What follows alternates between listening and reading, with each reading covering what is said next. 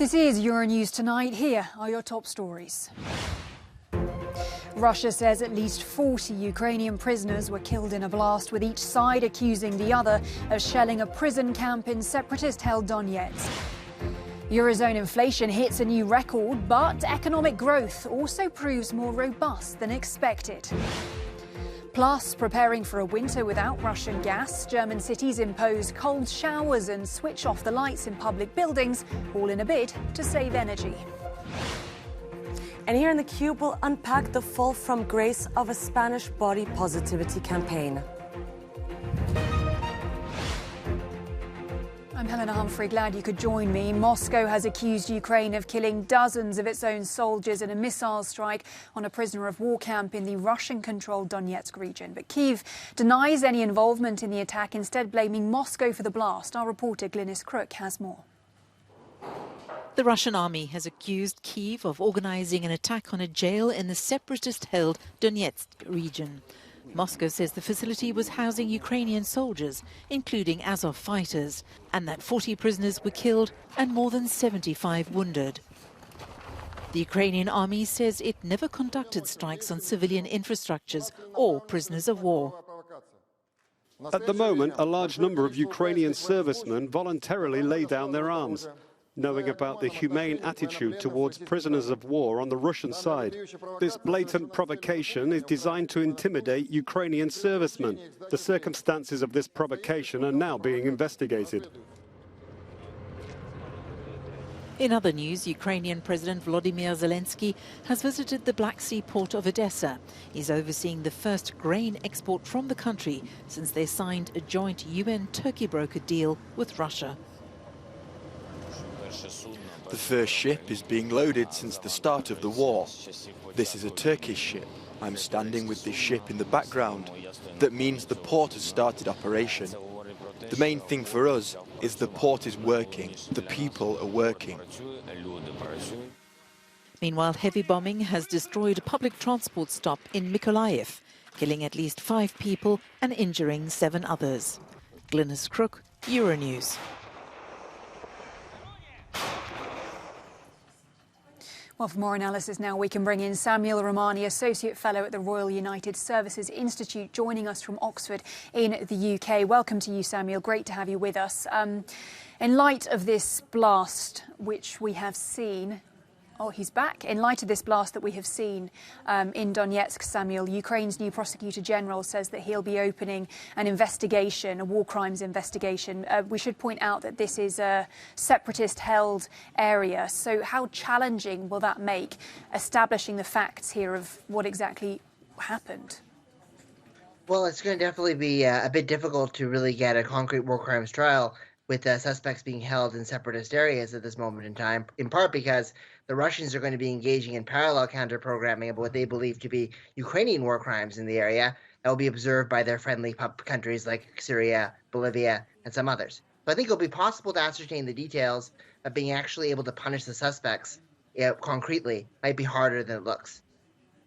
Meanwhile, right now, we're also hearing from Britain's Ministry of Defence reporting that the Wagner Group, so a Russian private military firm, is being used in the east of Ukraine. And if that's correct, what does this tell us about the shape of Russian forces and their strategy as well?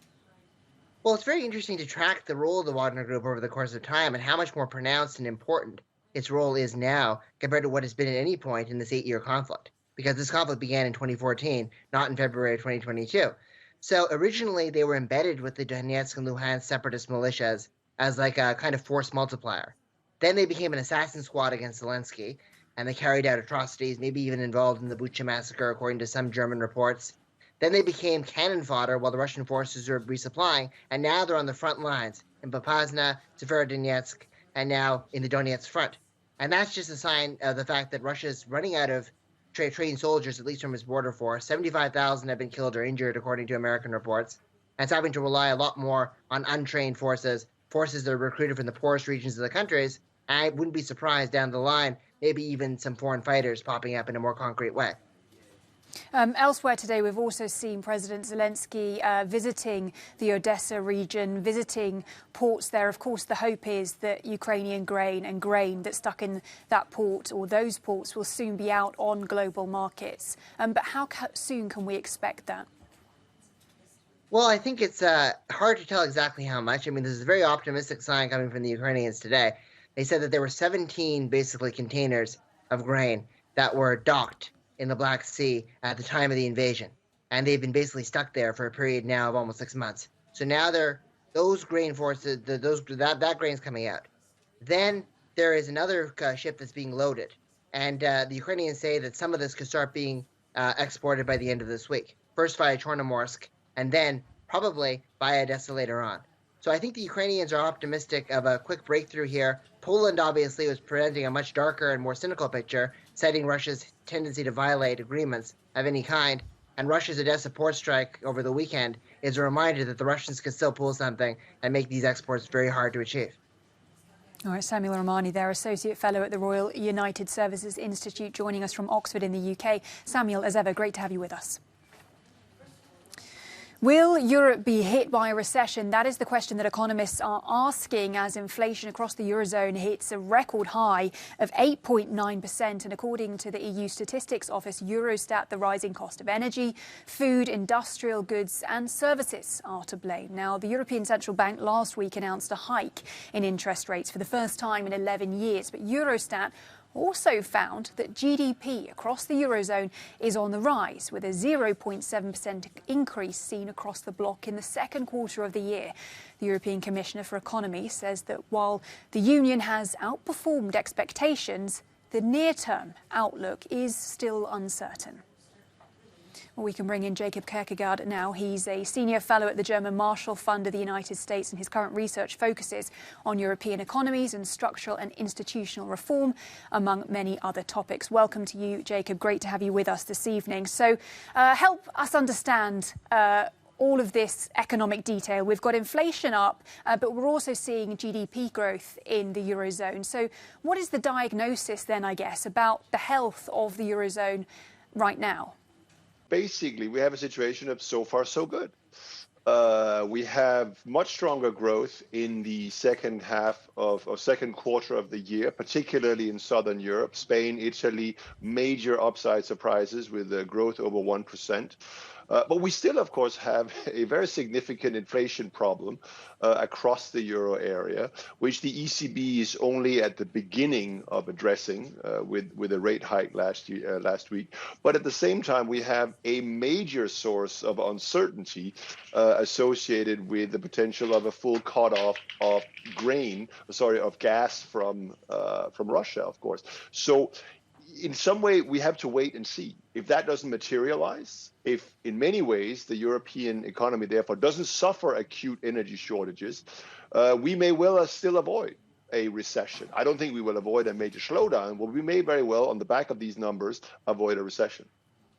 So in light of the inflation numbers in particular, should we be anticipating that the European Central Bank actually makes moves, particularly in September once again? And do you think that'll be enough, let's say, for example, if we do see Russia turn off the gas taps? Well, I think with the inflation numbers that we saw, there is very little doubt that the ECB will hike rates probably by another 50 basis points in September. The only question really is, what do they do after that? Because that is the point in time in which we'll have a much better idea about the gas supply situation for the European economy coming into the winter, and therefore also on whether or not we may or may not need to ration gas for industry, etc., in some countries. So, excuse me, in that sense, the short-term interest rate outlook is very clear. But we are still in a situation where ultimately what will tame inflation potentially is the expected growth slowdown in the euro area in the second half of 2022. Briefly, Jacob, if you don't mind, are there any countries which are looking a little bit more concerning than others right now? Well, I don't think there's any doubt that the flat growth in Germany already in the second quarter is a cause of concern, because we know that Germany is one of the countries that have to reduce domestic demand for gas the most. It is one of the countries that is most exposed to potential rationing of gas for heavy industrial use. And therefore, I think in that sense, Germany, of all the European, the Euro area members, are probably the one looking most likely to experience a contraction in the economy in the second half. All right, Germany then, the country to watch for now. Jacob Kierkegaard, Senior Fellow at the German Marshall Fund of the United States. Great to have your insights. Thank you. Romania will not abandon the Republic of Moldova. That was the message at a meeting between the country's two presidents in Bucharest earlier today. Yesterday, Moldova's parliament voted to extend a state of emergency as the country struggles to cope with the impact of the war in Ukraine, including a wave of refugees, inflation and an energy crisis. Christy Citra from our sister station Euronews Romania has more on the story now. This is the first official visit of President Maia Sandu after the European Union granted the Republic of Moldova the candidate country status last month. The desperate energy situation of Moldova was one of the main points on the agenda during the high-level discussions in Bucharest. Maia Sandu emphasized that her country urgently needs natural gas from Romania to keep the economy going and to preserve social stability. She said that gas and energy prices have soared in the Republic of Moldova as the only gas supplier of the country at this time is Russia. Romanian President Klaus Iohannis assured Maia Sandu that Romania would not abandon the Republic of Moldova. He promised to expedite the works on the gas pipeline that would allow the gas delivery across the Prut River at the border between two countries and to interconnect the electricity networks between Romania and the Republic of Moldova. Well, still to come, the Commonwealth Games is in full swing in the UK, and this year's event features more women's and para sports than ever before. Stay with us. You're watching Euronews Tonight. Welcome back. As Europe faces a growing natural gas crisis, it is urgently looking for ways to save on energy in case Russia turns off the taps. Well, EU energy ministers this week agreed to voluntarily cut gas usage across the bloc by 15% in the run-up to winter, and now member states are trying to find ways to meet that goal. Well, in Spain, Prime Minister Pedro Sánchez has called on public officials to stop wearing ties in a bid to stay cool instead of relying on air conditioning. Elsewhere, the German city of Hanover will cut off hot water in gyms, swimming pools and public buildings. It'll also ban mobile air conditioning units and radiators. Well, German authorities also say that they will impose a gas tax to cover the cost of replacing Russian supplies and prevent energy companies from going bankrupt. For more on this, we can bring in Christina Jovanovski now in Berlin. Christina, I guess winter might feel quite a way off for people enjoying the warm German summer right now, but of course the government is making plans, and as I understand it, it will affect household budgets. Yeah, absolutely. That's what we're being told by the government. This levy will be applied to gas consumers across the country, including to households. We're expecting hundreds of euros extra a year that households will be having to pay for this gas levy. The idea is that consumers and individuals and companies would be sharing in the cost of decreasing Germany's reliance on Russian gas. It was last year 55% of gas imports. Is now down to about 1/3 of gas imports for Germany. Last week, a company had to get a bailout from the German government. So there is major concerns about the economy and for companies. For a household of 4 people, we're told that their price would be about 500 euros extra a year, but it could even go up to 1,000 euros. This levy is expected to be applied in August and last at least until September next year. And we are expecting to get more details about this draft law in August, but we're already feeling some of that limitation. Nord Stream 1, the gas pipeline from Russia, had decreased its capacity to 20% already. So we know that there's going to be major issues in the winter.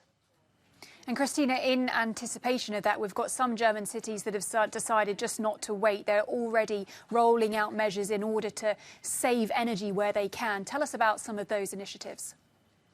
Right, so some local smaller areas had started, and now we're seeing Hanover, the first major city, doing stronger measures such as limiting hot water. It's not going to provide hot water in public buildings for hand washing, as well as no hot water for showers at pools and gyms and sports halls. They're also not lighting up buildings as they usually would, or not using fountains. One local official had said that he's hoping that this sends a message that Germany cannot be hurt that badly by the limit on Russian gas supply, and therefore it will send a message to the Russian President Vladimir Putin that he should focus his focus on something else that's not gas supply for Germany. Berlin had also implemented similar measures, or decided to do so in the spring, that it would decrease the temperature of pools in the springtime to make them a bit colder.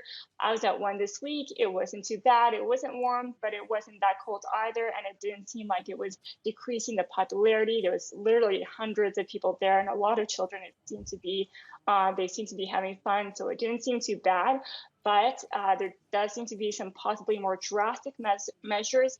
Some officials are saying that possibly they should consider having Oktoberfest or even Christmas markets canceled to save on energy.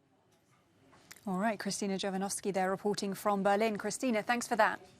Well, a Spanish artist has come under fire after using materials they didn't have the rights to in a recent poster campaign. Our team in The Cube has been looking at it. Well, Helena, today's story is about a rather magnificent fall from grace. 2 days ago, the Spanish Ministry of Equality released this campaign called Summer is Also Ours. And so initially it received quite a lot of positive feedback, notably for normalizing different body shapes and fighting fat phobia. But in the space of a few hours, this campaign went from universal acclaim to global disdain. We're not going to show you the full campaign because of all of the issues behind it. The first one is that one of the models on the image behind me, her name is Naomi Nicholas Williams. She took to social media to explain that basically one of her personal images on Instagram was taken and used on this poster without her permission. And what's even more bizarre is that her face was taken and photoshopped on the body of someone else. And something similar happened to another model in this poster, Raisa Galvao, who had her body used, but then her face was modified with the artist adding shorter hair and sunglasses. But that's not all. Another one of the controversy of this poster is also the typography that was used. A Twitter user said that he knew the designer that did this typeface and that he had not been paid for it. Now, the artist that did this campaign has come out on Twitter to apologize, saying that I apologize to the models for having been inspired by their photographs for the campaign and for having used an unlicensed typeface without knowing that it was not free. And she also promised that she will share part of the profits equally with all the models as well as the designer that are concerned. And so the Women's Institute, an organization under the Ministry of Equality that commissioned this work, has released a statement thanking the artist for recognizing the error regarding the illustration and to being open to listening to the women involved in the fight against fat phobia and racism. But Helena, not everyone on the internet is convinced. The campaign was initially meant to fight violence, aesthetic violence, but some Twitter users like this one argue that without asking for their consent, these women have been subjected to another type of violence, this time an economic one. Sophia, as you say, quite a fall from grace for a campaign that was meant to be about body positivity. Sophia, thanks a lot. Well, there is plenty of sporting action getting underway in the UK's second largest city of Birmingham as day one of the 2022 Commonwealth Games kicks off. Now, reigning Olympic, World and Commonwealth champion Flora Duffy bagged herself a gold medal in the women's triathlon, and England's Alex Lee secured the top spot on the podium in the men's. Now, over 5,000 athletes representing 72 nations will be vying for podium positions over the next 11 days. Among the 280 medal events, there's some new additions competitions. We've got women's 220 cricket and 3-on-3 basketball making their debut. This year's Games features a record number of events for women and para-sport athletes.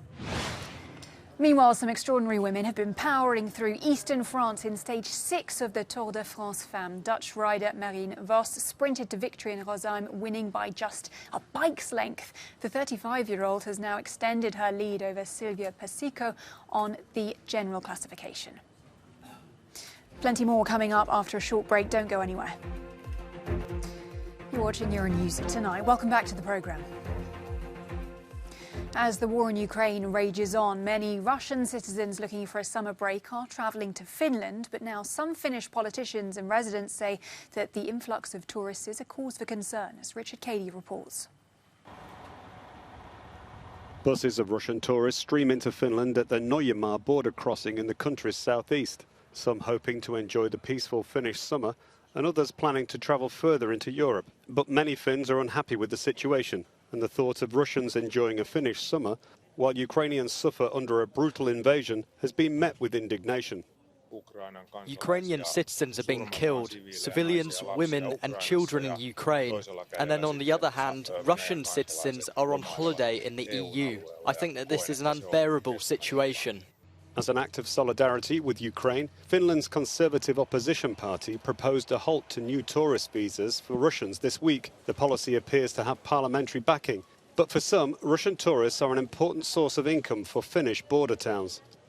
I think this is the most absurd idea which they have, because I mean, what they gain from isolating the normal Russian citizens who doesn't have anything to do with the decision or the political decisions of the leaders in Russia. Russia lifted COVID travel restrictions on July 15th. Consequently, Russian tourists heading to Finland has steadily increased. But this may soon change. I'd be very sad and disappointed, because really I really like Finland, and I like resting here, and this is a wonderful country and nature and lakes, and I'll be disappointed. Finland issued over 10,000 new visas to Russians in July, according to local media reports. And this is in addition to the 100,000 existing visas, which makes imposing travel restrictions more complicated. You're up to date. Thanks for your company. Bye for now.